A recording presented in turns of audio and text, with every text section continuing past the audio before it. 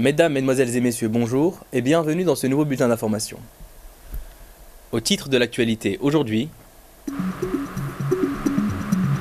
l'arrivée du Premier ministre éthiopien en visite officielle en Algérie, l'ouverture du procès Sonatrach 1 au tribunal criminel d'Alger, la guerre en Syrie avec le triste anniversaire de 4 années de conflit aujourd'hui, en Colombie, un probable regain de tension entre le gouvernement et les FARC après la mort d'un des leaders du mouvement. Le Premier ministre éthiopien, Haile Mariam Desalegn Boshe, est arrivé samedi en fin d'après-midi à Alger pour une visite officielle de 3 jours en Algérie, à l'invitation du président de la République, Abdelaziz Bouteflika. Le Premier ministre éthiopien a été accueilli à son arrivée à l'aéroport international Houari Boumediene par le Premier ministre Abdelmalek Sellel et des membres du gouvernement.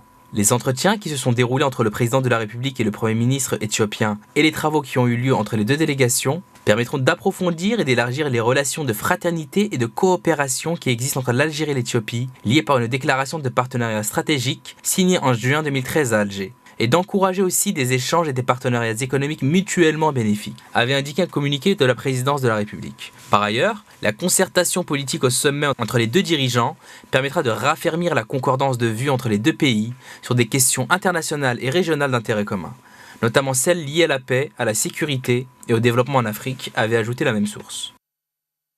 Le ministre norvégien des Affaires étrangères Borge Brende est arrivé samedi en fin d'après-midi à Alger pour une visite de travail de 2 jours à l'invitation de son homologue algérien, Ramtan Lamamra.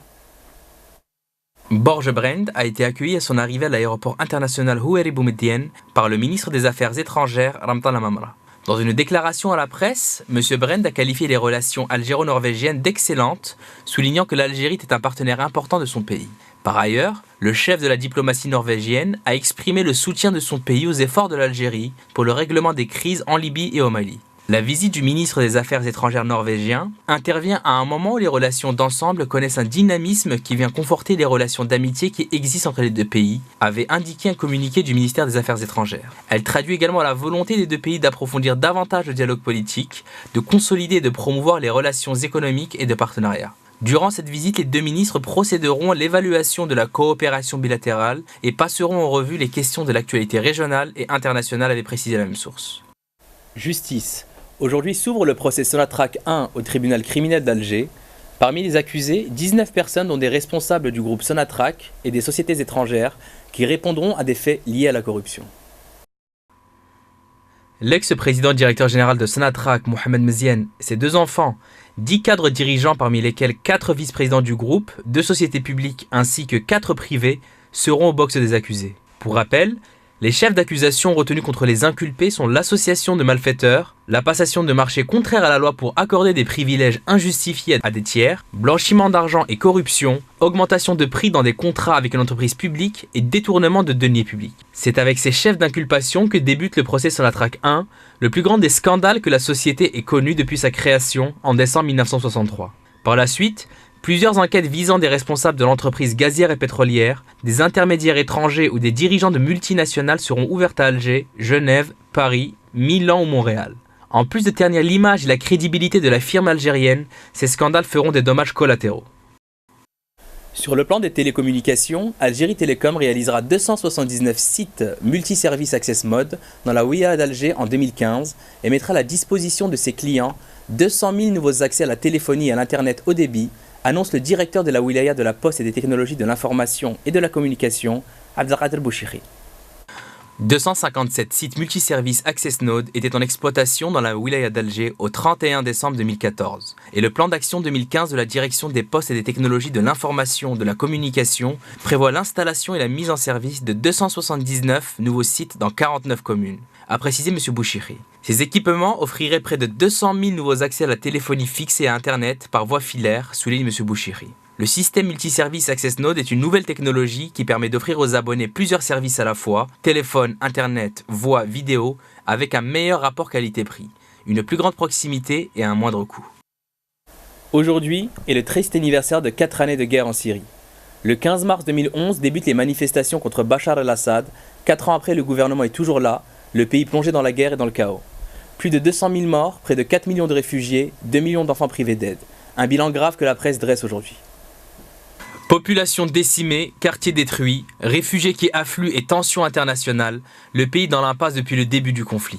Les réfugiés ont fui la guerre, le chiffre est lourd, près de 10 millions de personnes ont dû quitter leur foyer selon les chiffres du Haut Commissariat de l'ONU. Ceux qui n'ont pas pu quitter leur ville se cachent, des attaques aériennes menées de nuit en vivant dans le noir afin de ne pas attirer l'attention. Le conflit en Syrie a engendré plus de 3,9 millions de réfugiés, notamment en Turquie, au Liban et en Jordanie. Quelques 200 000 personnes ont été tuées et 7,6 millions ont été déplacés. Dimanche 15 mars sera l'anniversaire malheureux des 4 ans de guerre en Syrie. Au total, 200 000 victimes parmi lesquelles 65 146 civils, dont 10 664 enfants, ont été comptabilisés par l'Observatoire syrien des droits de l'homme. Selon l'ONG, il faut aussi ajouter 20 000 personnes dans les prisons du régime qui sont considérées comme disparues. Le gouvernement italien a eu recours à la Cour constitutionnelle pour la suppression de la loi promulguée en Lombardie, au nord de l'Italie, visant à empêcher la construction de mosquées. Le Conseil des ministres italiens a décidé de se référer à la Cour constitutionnelle au sujet de la loi adoptée vers la fin janvier par le Conseil local de la région de Lombardie, qui rend la construction de mosquées quasi impossible. Parmi les dispositions contenues dans cette loi, il y a l'obligation de la conformité de l'architecture de tout édifice religieux avec l'architecture prévalant dans la région. Plusieurs personnes qui sont opposées à cette loi l'ont considérée comme stigmatisant les musulmans, dont le nombre dépasse le million. Surtout que la religion musulmane n'est pas reconnue par l'État italien. En Colombie, un leader des révolutionnaires colombiens des FARC a été tué au combat avec des forces militaires gouvernementales dans la région de la jungle du nord-ouest du pays, ont déclaré des sources militaires. Cet événement a eu lieu lors d'une offensive des forces gouvernementales menée en dépit d'une trêve unilatérale décrétée par le groupe rebelle depuis décembre suite aux négociations de paix se déroulant à Cuba. José David Suárez, alias Bequero, commandant du 57e front des forces armées révolutionnaires de Colombie, et qui est accusé de contrôler le réseau de drogue du groupe rebelle à la frontière du Panama, a été tué près de la ville de Bojaya dans le département de Chocó. Nos forces militaires, en coordination avec la police nationale, avons asséné un coup dur au réseau de trafic de drogue avec la mort au combat de Bequero, leader du 57e front des FARC, l'un des plus grands trafiquants de drogue du nord-ouest de la Colombie, a déclaré le commandant des forces armées colombiennes, le général Juan Pablo Rodríguez. La mort de ce leader s'est produite 2 jours après que les FARC et le gouvernement soient arrivés à un accord sur le retrait des mines dans la jungle et dans les régions montagneuses de la Colombie. Le premier pas concret dans les négociations de paix pour réduire la violente intensité de ce conflit interne. Cette guerre, la plus longue d'Amérique du Sud, a tué près de 220 000 personnes et déplacé des millions d'autres sur une cinquantaine d'années. Santé.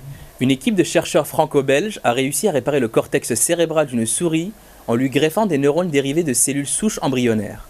À terme, l'expérience représente un espoir de soigner les maladies cérébrales.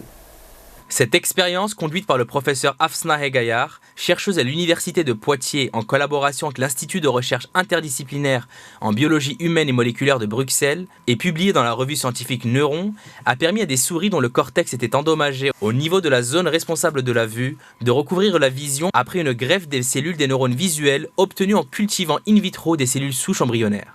Au bout d'1 mois et demi, les neurones greffés ont commencé à créer des connexions. Après 1 an, la greffe a été efficace sur 61% des animaux dont le cortex visuel s'est remis à fonctionner normalement. C'est la toute première fois qu'un être vivant a reçu des neurones greffés directement dans son cerveau grâce à la thérapie cellulaire. Ces travaux ouvrent de nouvelles voies d'approche de réparation du cerveau endommagé, notamment touché par un AVC, l'Alzheimer ou Parkinson. Les chercheurs prévoient de tester ces greffes chez des singes dont la structure cérébrale est plus proche de celle de l'homme. On en arrive maintenant à la fin de ce journal. Merci de nous avoir suivis dans cette nouvelle édition et à bientôt sur les antennes Media News.